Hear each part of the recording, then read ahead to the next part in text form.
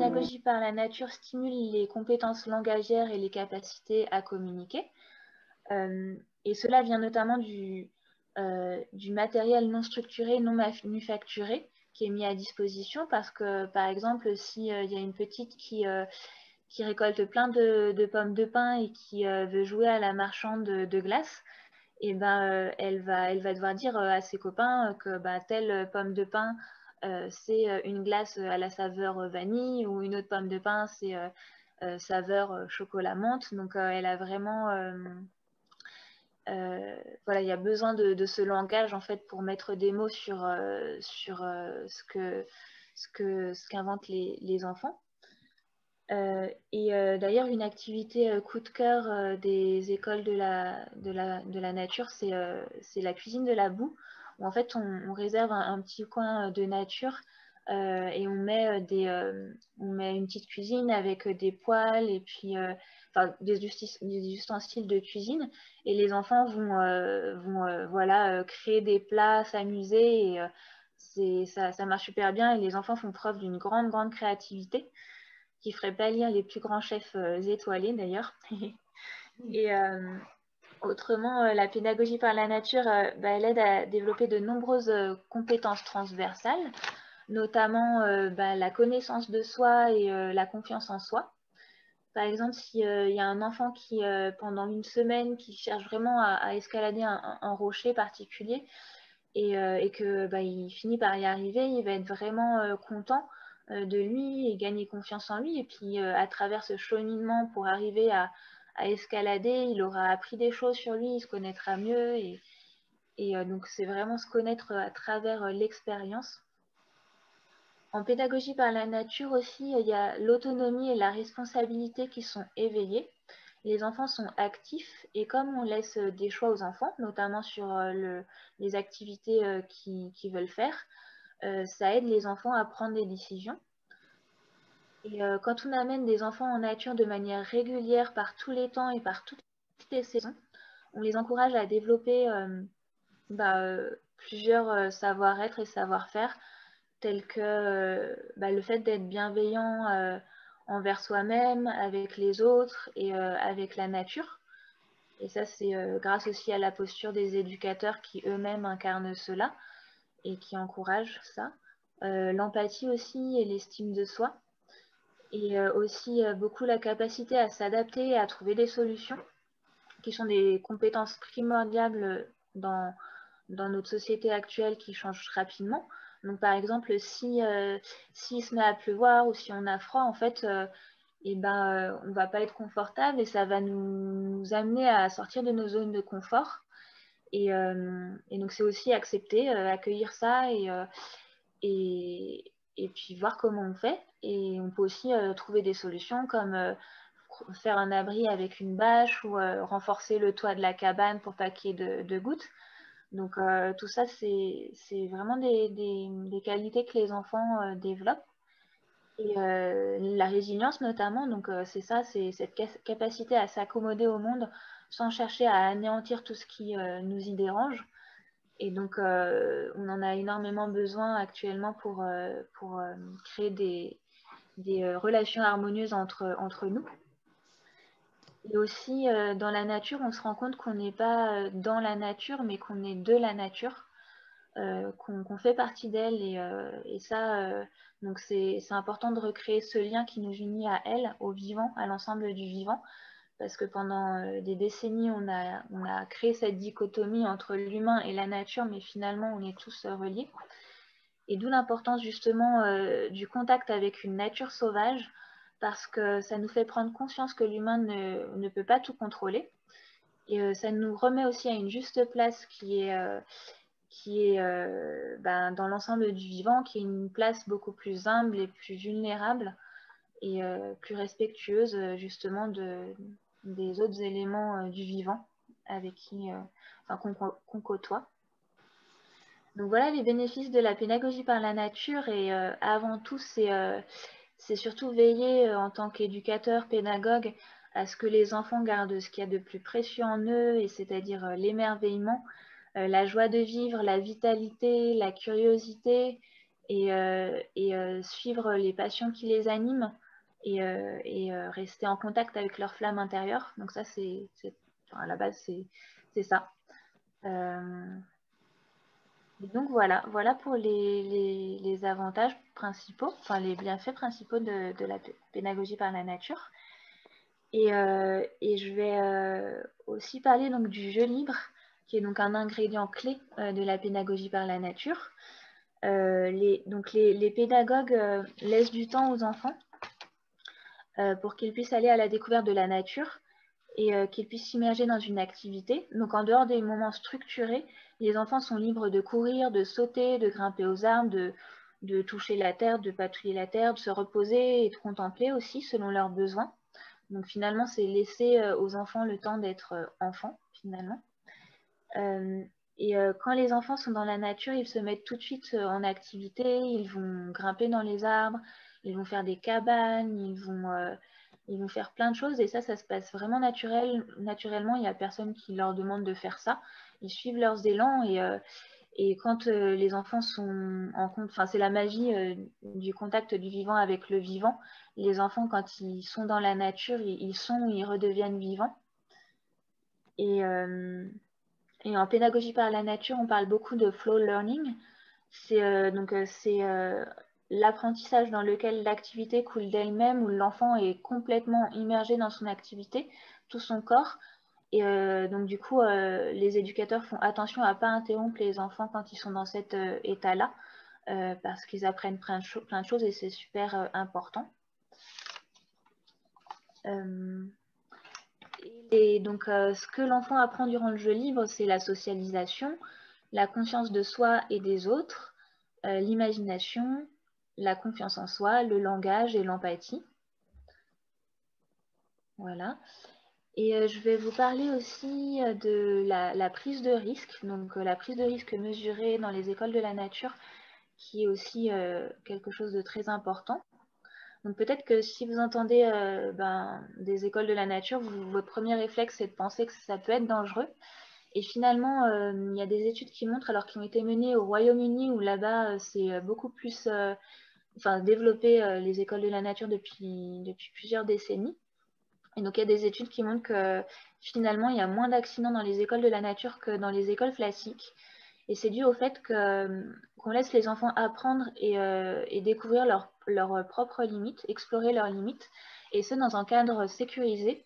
Donc les éducateurs établissent un cadre sécurisé pour donner aux enfants une liberté maximale, en pratiquant notamment l'analyse de risques et de bénéfices, donc, qui est un outil de sécurisation qui permet de recenser les risques possibles, potentiels, sur un site, dans une activité, et du coup de les évaluer et de les mettre en relation avec des mesures préventives. Donc ça, c'est très important. Et par exemple aussi, avant tout accueil de public, les éducateurs vont venir sur place, sur le lieu, et voir s'il y a des dangers, enlever les dangers. Ça peut être par exemple une branche qui commence à se détacher qui a été, parce qu'il y a eu un vent fort la nuit précédente. Donc là, soit on coupe tout de suite la branche, ou soit on va dire de ne pas rentrer dans cette zone-là pour la journée avant qu'elle soit coupée, que ce soit mis en sécurité, cet espace-là. Donc ça, c'est très important. Et aussi, les règles à respecter pour les enfants sont claires et répétées régulièrement, ce qui fait que les enfants se les répètent très vite entre eux. Et par exemple, dans les règles typiques d'une école de la nature, ça va être de toujours demander à un adulte si on a le droit de mettre quelque chose dans sa bouche. Ça va être de prendre soin des autres, donc de ne pas lancer de cailloux, donner de coups de bâton aux autres. Aussi, ça va être de toujours rester à une distance où on voit un adulte. Et par rapport au feu, ça va être de marcher uniquement autour du feu et donc de ne pas courir. Et il y a certaines structures qui mettent une corde rouge autour du feu pour marquer la limite physique à ne pas franchir, pour ne pas être trop proche du feu. Donc, parce que ces règles sont faites de bon sens et parce qu'il n'y en a pas beaucoup finalement, c'est très facile pour les enfants de les respecter. Et voilà, je pense pour la partie prise de risque. Super. J'ai oublié de faire défiler les slides, de parler des slides. Je vais continuer pour vous parler un petit peu de la posture du pédagogue par la nature, son rôle et les façons d'apprendre dans la nature. Donc, Adeline, elle a déjà, je vais peut-être me répéter dans quelques phrases, mais voilà, c'est ça, la pédagogie par la nature, c'est voilà, il y a plein de choses qui sont importantes et donc les bases pour être un bon pédagogue par la nature, c'est bien sûr d'aimer soi-même déjà la nature. Si on n'aime pas la nature, ça sert à rien d'enseigner. Voilà, c'est vraiment la base. Et j'aime transmettre ce lien que j'ai avec la nature aux enfants. Ça, c'est quelque chose de très important. Ensuite, je traite la nature avec respect parce que voilà, les enfants, ils ont tendance à imiter mes gestes. Donc, il faut que je sois vraiment exemplaire et que je commence pas à scier les arbres et tout ça, quoi. Donc, il faut que je sois respectueuse. Ensuite, la base, c'est bien sûr respecter les principes de la pédagogie par la nature. Donc, Adeline, elle nous a parlé du jeu libre et de la prise de risque mesurée. Donc, ça, c'est les principes de base, finalement, de la pédagogie par la nature. Et donc, je les mets en œuvre tous les jours et je connais aussi donc tous ces bienfaits du jeu libre et de la prise de risque mesurée. Et quelque chose de très important aussi, c'est en tant que pédagogue par la nature, je fais confiance aux enfants. C'est que si je fais confiance aux enfants, ils vont avoir une confiance en moi aussi et les liens vont être beaucoup plus sympas et on pourra faire les choses sereinement. Voilà. Après, le rôle d'une pédagogue par la nature, c'est bien sûr veiller au bon développement d'un point de vue moteur, émotionnel, cognitif et social. Donc, plutôt que de guider les enfants, je suis plus une accompagnatrice. J'accompagne les enfants dans les situations quotidiennes et je l'accompagne aussi dans ses découvertes du milieu naturel. Alors, il y a quelque chose de très important aussi parce qu'il y a beaucoup de réseaux en France, le réseau École et Nature, il y a les scouts et tout ça. Donc, nous, on se différencie vraiment de ces réseaux-là parce que nous, on est plus dans une démarche de bien-être. Après, je ne dis pas que les autres, ils ne le font pas, mais on met moins en avant, par exemple, le côté naturaliste. Donc, les enfants, ils ne viennent pas dans la forêt pour qu'on lui apprenne ça, c'est un chêne, ça, c'est voilà, on ne lui apprend pas tous les noms des arbres, des animaux, ça vient après naturellement dans l'évolution, ça va se passer tout seul, mais c'est pas nous qui allons, c'est pas une priorité dans la pédagogie par la nature. Voilà. Après, on veille au respect du rythme naturel de chaque enfant. Voilà, ça c'est normalement ça devrait chaque éducateur devrait le faire, même s'il ne travaille pas dans la pédagogie par la nature. Et voilà, comme je disais tout à l'heure, on se fait confiance. pour que les enfants puissent faire des découvertes par eux-mêmes. Et c'est en faisant des découvertes par eux-mêmes, justement, qu'ils vont faire des apprentissages qui vont être encore plus ancrés en eux-mêmes s'ils les apprennent par eux-mêmes que par l'intermédiaire d'un adulte. Ce qui est très important, bien sûr, c'est de laisser une grande liberté aux enfants. Les lieux naturels sont très, très inspirants pour les enfants, donc ils vont être frustrés si on va les couper dans leur élan de grimper dans les arbres, de courir, voilà, c'est vraiment, on leur offre cette grande liberté. Bien sûr, il faut qu'on intervienne si leur sécurité est en danger. On ne leur fait pas faire n'importe quoi non plus, hein. Il y a des règles à respecter. Adeline, elle nous en a parlé. Donc, on intervient quand un enfant il a froid, par exemple, ou quand il est mouillé. On va demander aux parents de toujours mettre un change, par exemple, dans le sac à dos pour qu'on puisse changer les enfants et pour qu'ils aient toujours qu'ils aient bien chaud.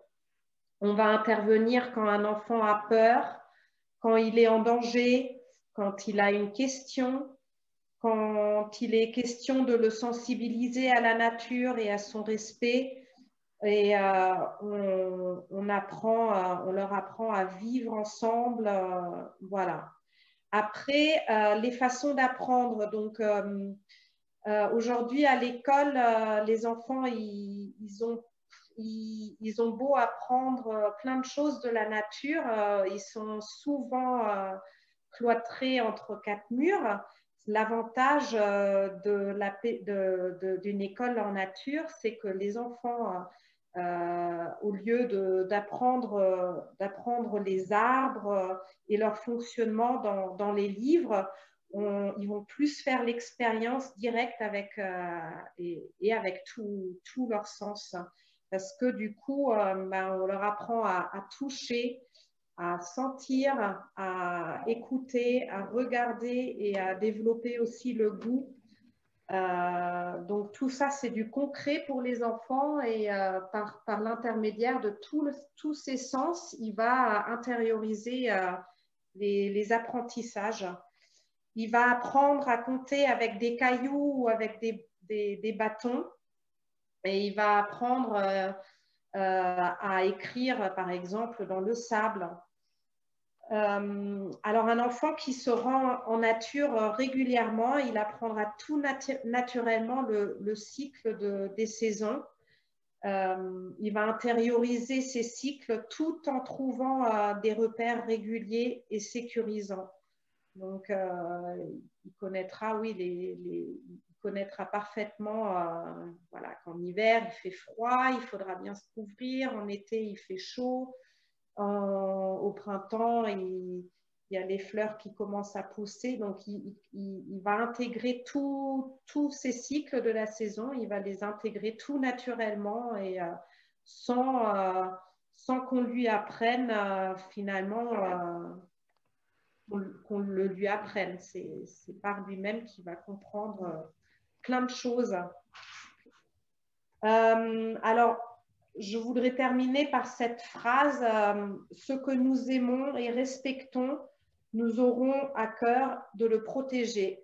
Donc, finalement, c'est ça qu'on a envie aussi d'apprendre aux enfants, c'est voilà, d'avoir ce lien émotionnel avec la nature pour que ensuite l'enfant il protège et sauvegarde la planète par la suite et qu'on ait plein de graines qui vont sauvegarder notre belle planète. Je vais laisser la parole à Adeline pour qu'elle vous explique peut-être en 2-3 mots déjà ce qui est le réseau de la pédagogie par la nature et peut-être aussi parler des projets les porteurs de projets qui sont membres du RPPN. Voilà. Oui, alors donc le RPPN, comme je vous disais, c'est un réseau qu'on a créé à 12 personnes en fin d'année 2017. Donc ce réseau, il a pour but de promouvoir les principes et les bénéfices de la pédagogie par la nature, de fédérer, de mettre en lien et de représenter les structures d'accueil en nature dans toute la France, et d'être une ressource pour toute personne qui cherche à se documenter sur la pédagogie par la nature. Et enfin, de nourrir la réflexion professionnelle et favoriser les échanges justement entre professionnels. Aussi, nous avons mis en place une formation inspirée de la formation qui existe au Royaume-Uni. Et donc, voilà, elle est en développement, elle a déjà des modules de créer. Et l'idée, c'est ensuite vraiment qu'elle soit certifiante. Alors, pour vous donner quelques clés, enfin, quelques chiffres. Donc, l'année dernière, en 2020, on était 375 adhérents au RPPN. Et il y a on recense à peu près une centaine de projets en cours de création ou créés en France actuellement. Donc, que ce soit des activités extrascolaires ou des écoles en scolaire. Et, la plupart des projets qui existent, ce sont des activités extrascolaires et périscolaires. Il y a encore très peu d'écoles en France de la nature. Il y a quelques écoles maternelles qui voient le jour, et notamment Caroline porte le projet de l'école buissonnière de l'île de Ré, qui devrait ouvrir en septembre 2021. En tout cas, j'espère fort. Et sinon, depuis les confinements et le Covid, l'intérêt grandit en France parce que les personnes se rendent compte de l'importance de la nature dans leur vie, en fait. Le fait d'avoir été coupé pendant les confinements fait qu'il y a donc de plus en plus d'intérêt pour la pédagogie par la nature. Et on remarque au RPPN qu'on est vraiment, justement, depuis le Covid, qu'il y a beaucoup d'enseignants qui nous contactent parce qu'ils sont intéressés pour faire des formations, pour trouver des solutions aux contraintes avec l'intérieur. Et puis pour se mettre aussi en lien avec d'autres enseignants qui pratiquent déjà la pédagogie par la nature. Donc il y a vraiment une grande effervescence encore plus depuis le Covid. Voilà, je crois que j'ai fait le tour. Caroline, si tu veux ajouter quelque chose. C'est très bien. Il est moins le quart, du coup, je vous propose qu'on passe au temps de questions-réponses. Ouais. Si ça vous va. Alors, il y avait une première question de Catherine qui demande comment s'appelle le nom de Léa Flatos. Ah, donc c'est E-L-L-A. Est-ce que c'est bon? Ouais. Et là, Flatau. Donc c'est F-L-A-T-A-U. Je le prononce un peu à l'allemande parce que voilà, c'est mes origines. Peut-être en français, on dirait Ella Flato. Je vois. Il y a Catherine qui dit merci, donc ça doit être bon. N'hésitez pas à poser vos questions soit à l'oral en désactivant vos micros ou directement dans le chat, c'est comme vous voulez. Il y a Marina qui demande où trouver une formation d'animatrice PPN. La seule formation que j'ai trouvée est complète. C'est avec Autour du feu, c'est la formation du RPPN que tu as essayé de… Oui, elle dit oui, c'est Autour du feu. Oui, effectivement, il y a énormément de demandes pour cette formation, et Julie et Ruth ont vraiment du mal à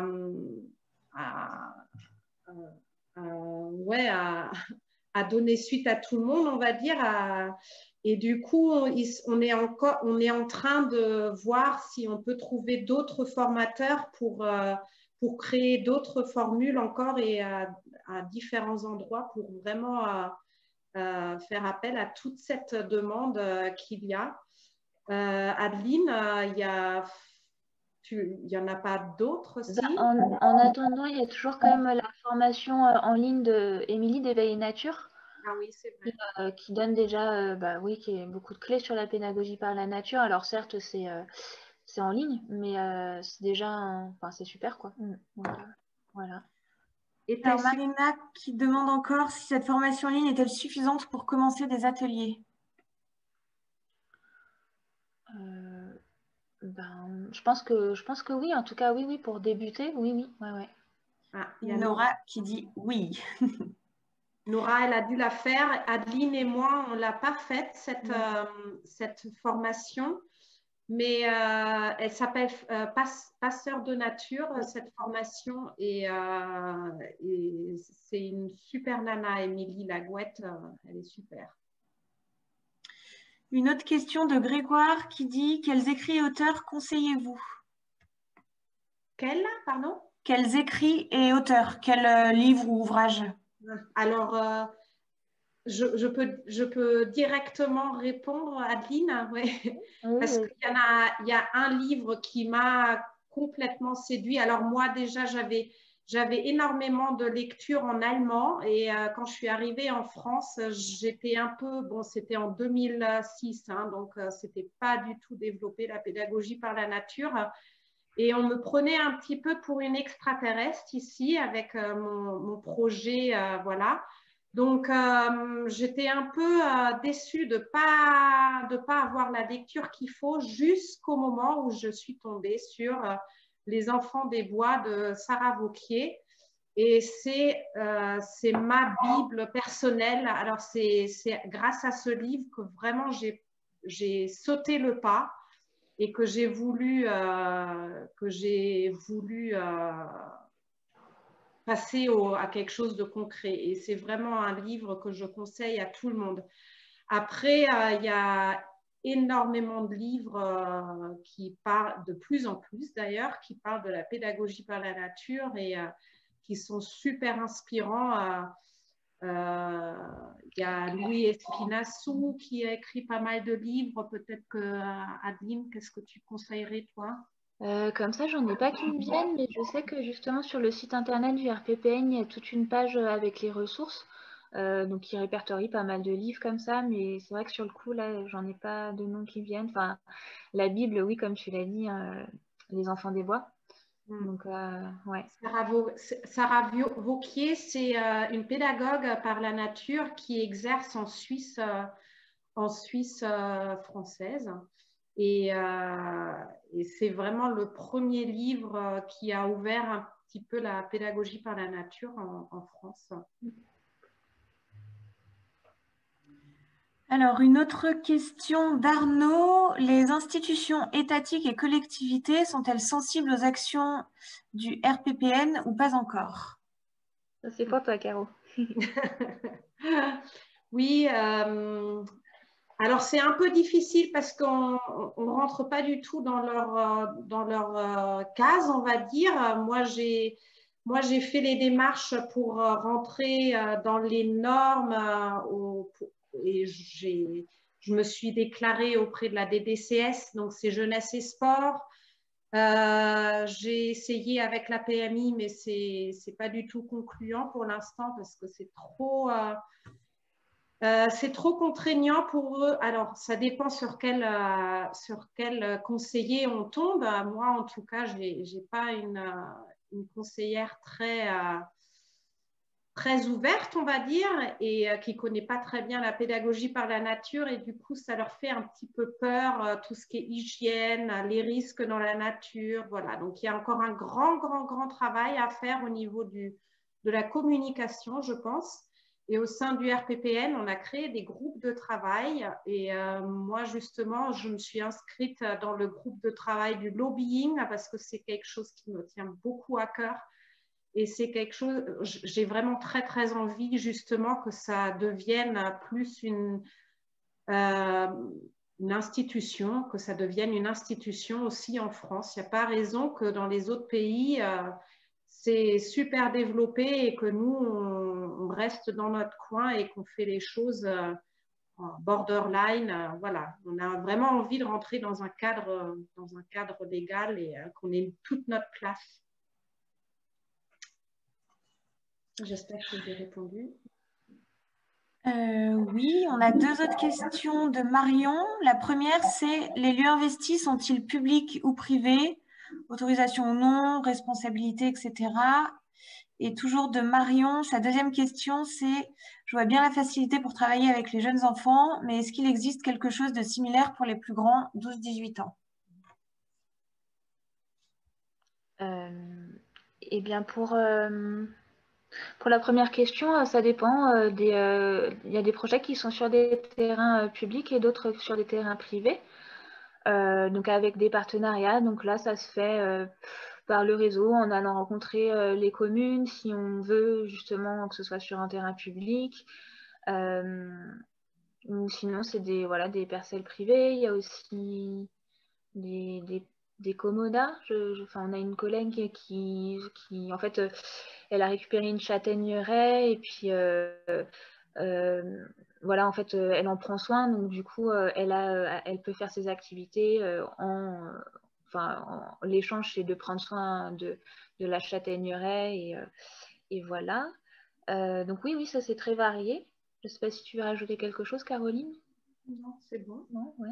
Et concernant s'il y a aussi un accès pour les plus grands, effectivement, alors moi personnellement, je suis éducatrice pour jeunes enfants, donc forcément les enfants en bas âge, ça me parle beaucoup plus que l'accueil des adultes. Mais je propose aussi, par exemple, des sorties plantes comestibles avec une personne qui intervient. Après, on a 2 personnes qui ont co-créé le réseau avec nous, Julie et Ruth, et qui ont qui ont fait leur formation en Grande-Bretagne, qui est certifiée. Et là-bas, c'est beaucoup plus développé le côté accueil pour les adultes aussi. Donc, il y a Autour du Feu en Bretagne, par exemple, et il y a une autre école buissonnière, donc c'est chez Ruth, dans la Drôme, qui font plus d'ateliers pour les grands aussi. Ouais. Oui, et puis il y a quelques structures aussi qui proposent pour des ados. Oui, sur des temps courts, ça peut être hebdomadaire les mercredis et puis pendant les vacances scolaires. Et ça, vous pouvez retrouver notamment les différents projets sur notre carte géographique, sur notre site internet. Et vous cliquerez, enfin vous allez tomber sur leur site internet et voir toutes les activités qu'ils proposent. Parce que comme ça, j'ai pas en tête l'idée qui me vient. Mais oui, il y a Ruth et Julie notamment qui, elles, proposent aussi des activités pour les ados, dans cette tranche d'âge, au-delà des petits-enfants. Ouais. On a une autre question de Sophie. Quel conseil spécifique pour accompagner des enfants coupés de la nature vers cette pédagogie lorsqu'ils sont bien plus grands?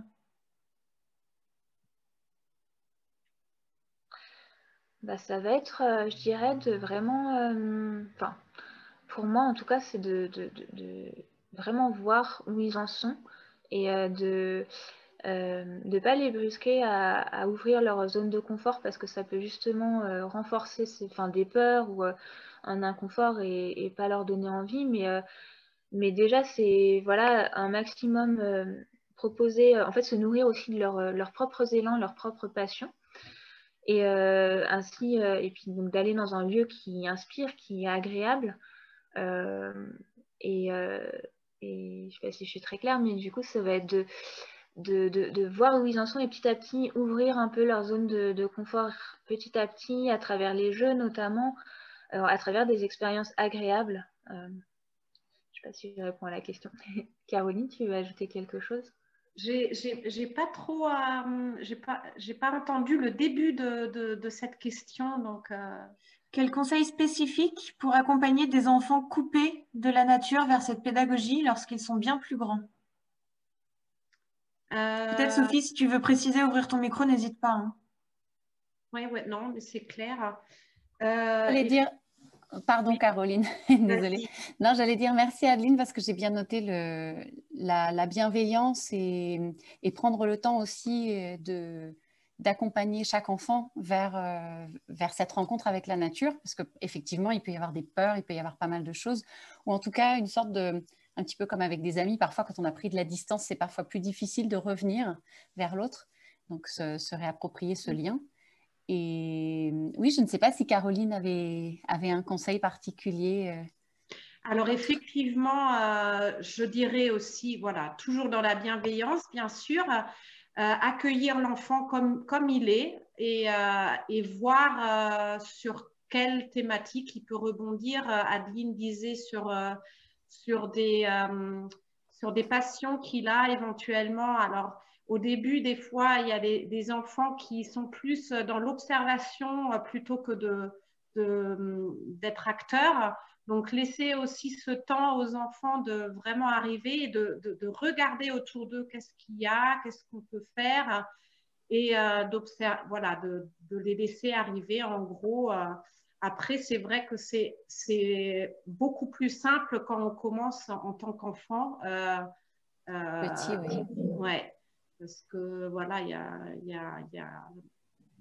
oui, c'est beaucoup plus simple. Après, moi, j'ai quand même eu des enfants adolescents dans mes groupes et j'étais des fois confrontée effectivement à des commentaires vivement qu'on rentre pour que je puisse faire ma PlayStation.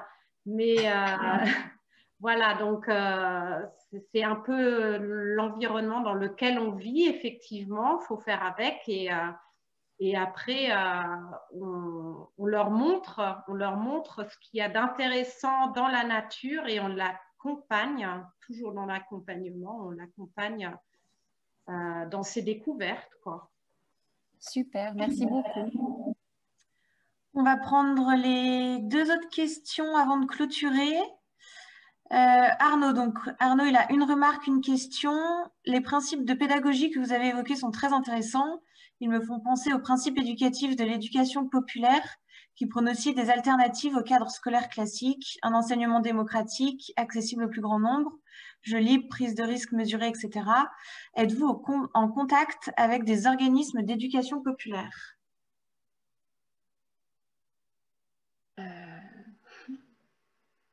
Non, hein, je crois pas, Caroline. Non. Non, ouais. Après, peut-être bien que les porteurs de projets des structures en France, là, peut-être qu'elles sont en lien avec des organismes comme ça ne m'étonnerait pas, mais après, en tant que RPPN, on ne l'est pas. Ok, Lydia qui demande, avez-vous la possibilité de nous renseigner sur le contenu d'une journée en dehors du temps libre? Quel type de propositions faites-vous auprès des enfants? Une journée type, quoi, c'est ça? Sur le contenu d'une journée en dehors du temps libre. Ouais. Lydia, si vous souhaitez préciser, n'hésitez pas. Oui, alors, ce qui est intéressant et très sécurisant pour l'enfant, c'est déjà de ritualiser les journées. En tout cas, moi, je fonctionne beaucoup sur les rituels. Donc, quand les enfants, ils arrivent, ils s'installent, ils posent leur sac à dos, ils regardent, je leur laisse un petit temps pour arriver, pour observer les changements qu'il y a eu sur l'emplacement ou dans la nature.